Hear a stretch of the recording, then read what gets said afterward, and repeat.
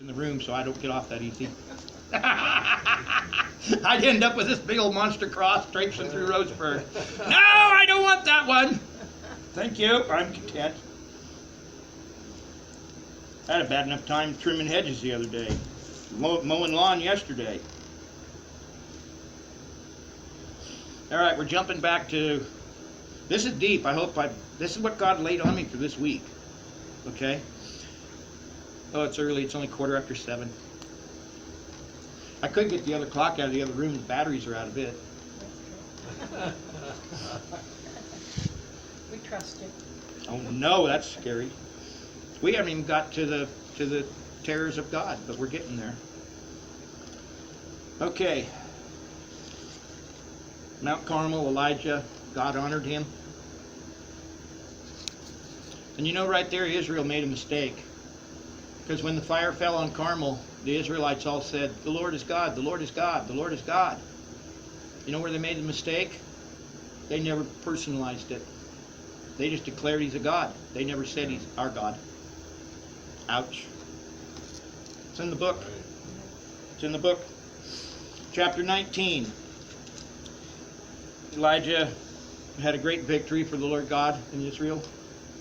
Next day or so, Jezebel's mouthing off, "I'm going to kill him." Elijah freaks out. We know the story.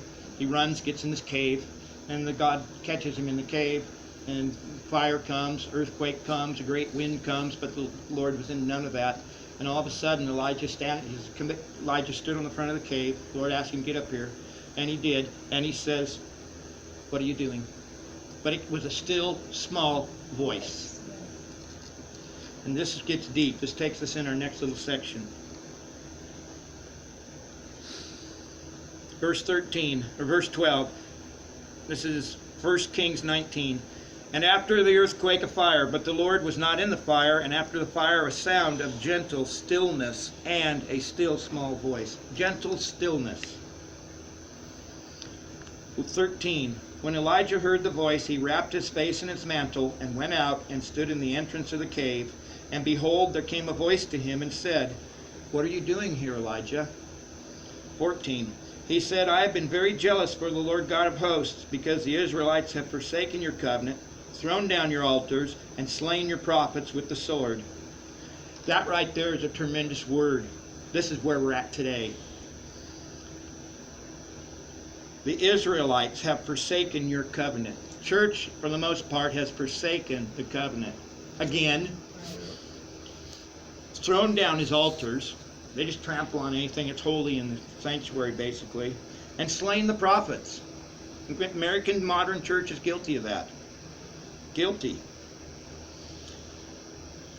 "And only I am left, and they seek my life to destroy it." 15. "And the Lord said to him, 'Go return on your way to the wilderness of Damascus, and when you arrive, anoint,'" I'm going to butcher some names here, "Hazael." Correct. Anybody feel free to correct me if I could use some help. Okay. "When you arrive, anoint Hazael to be king over Syria." Now there's going to be 3 names. You got to keep track of this. It's easy. It'll be a test.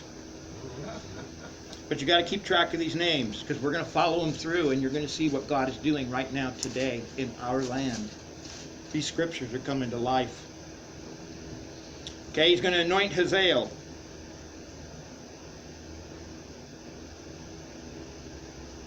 King over Syria. 16. Anoint Jehu to be king over Israel, and anoint Elisha to be prophet in your place.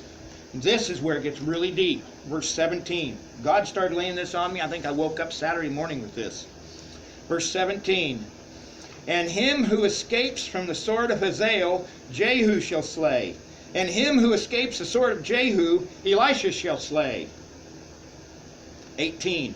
"Yet I will leave myself 7,000 in Israel, all the knees that have not bowed to Baal, and every mouth that has not kissed him."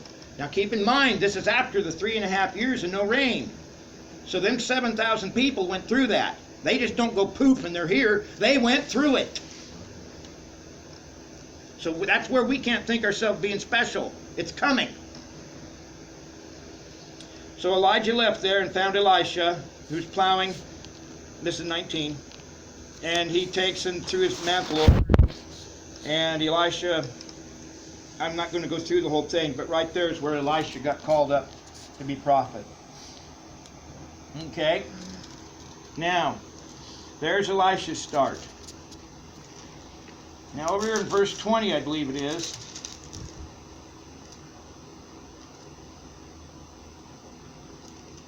Nope, got to go farther. 22. Nope, sorry. Come on, where we at?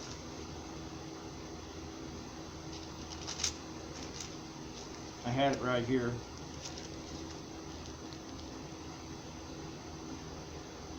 I'm looking for Jehu. Must be in 2 Kings. Jehu's hiding in 2 Kings. Yep. It's the end of that. Okay, we got to go over here. Here we are. 2 Kings 9. And Elisha the prophet called one of the sons of the prophets and said to him, Gird up your loins